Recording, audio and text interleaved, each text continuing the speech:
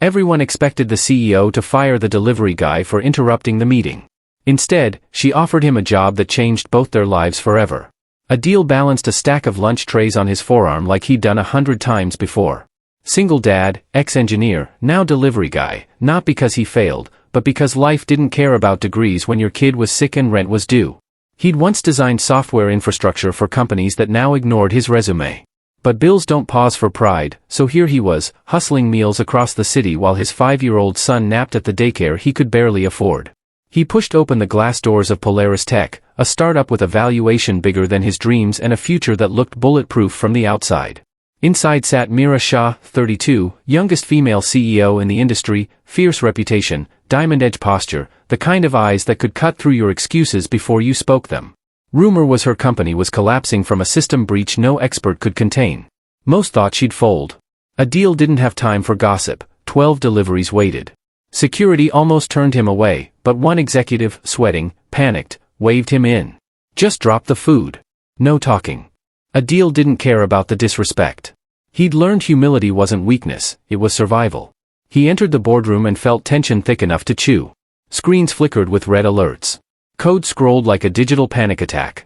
Executives argued, fingers pointed, careers crumbled in real time. And then he saw it. One line in the system logs, a flaw he recognized instantly. A backdoor exploit he'd once warned another company about, and been ignored. Here, it was seconds away from detonating their infrastructure. Adil froze. His instincts, his training, his buried identity snapped awake. He set the trays down quietly, but his mind wasn't in delivery mode anymore.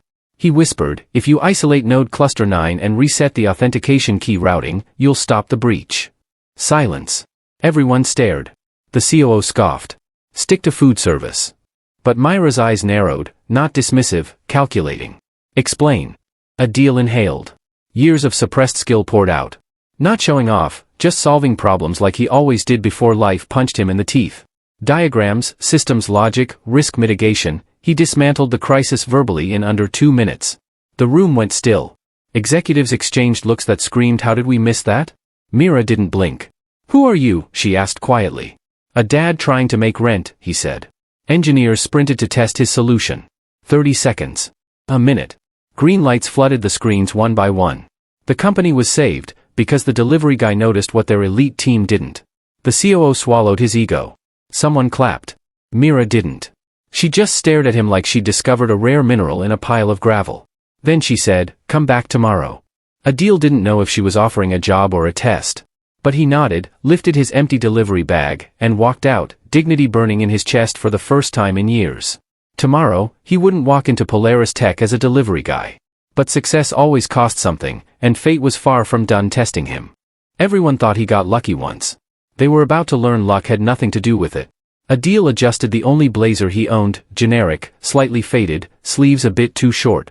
He had borrowed a tie from the daycare teacher who believed in him more than most executives ever had. His son, Sammy, clung to his leg as he dropped him off, whispering, Baba, are you going to your real job today? The words hit harder than any corporate rejection ever had. Yes, Adil answered, and this time, he meant it. He walked through Polaris Tech's doors not as the lunch guy, but as a question mark in a building full of overconfident answers. The receptionist who ignored him yesterday now offered a nervous smile. Security scanned him respectfully, uncertain whether to treat him like staff or a VIP. Whispers followed him down the hallway like shadows. When he reached the glass conference room, the executives were already inside, and they did not look pleased. Meera sat at the head of the table, posture laser-sharp. She didn't look up at him, not yet. She wanted the room to sweat. The COO leaned back, fake casual.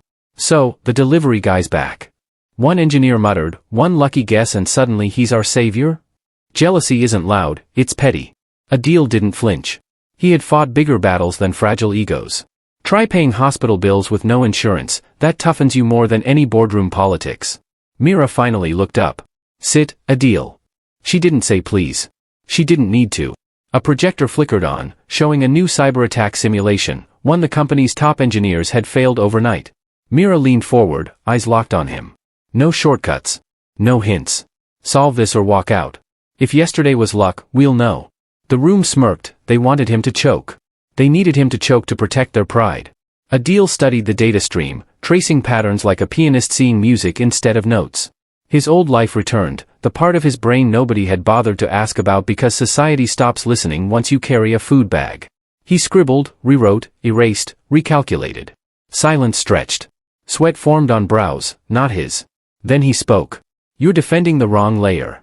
Patch your perimeter all you want, they already breached it. They're hiding in traffic routing.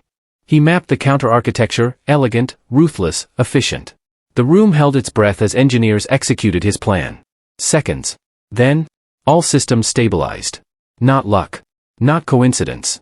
Competence, the kind everyone pretends to value until it threatens them. One executive whispered, "He's better than our lead architect." The COO's jaw tightened like a man watching his career slip through his fingers. Mira didn't applaud, she wasn't impressed, she was convinced. "Welcome to Polaris Tech, a deal," she said. "We'll discuss your position and compensation after we handle one more matter." Her gaze shifted to the table like a knife turning. "Who tried to block the incident logs from me last night?" Faces drained. Someone panicked. Adil already knew. He'd seen buried log trails earlier, sloppy sabotage. He slid a file on the table. "It was him," he said calmly, pointing to a senior exec who had mocked him earlier. Security moved faster than gasps. The message was clear. Skill wins. Ego dies. After the room emptied, Mira remained seated, studying him more like a strategist than a CEO. "You didn't sabotage him because he insulted you," she said. "No. I reported him because he endangered your company." "That's how leaders think." He shrugged. "That's how adults who've been punched by life think." Mira smirked, not friendly, just impressed. "I want you here. Officially. Build our cybersecurity division." He stayed silent. "You have a number in mind," she guessed. "No," he said. "I have a condition." Her brow lifted, the first crack in her armor. "I work reasonable hours. I pick up my son every day. No late-night emergency culture. No sacrificing family for ego." Mira froze, not offended, but confronted. Nobody ever negotiated from weakness in front of her. Only equals did.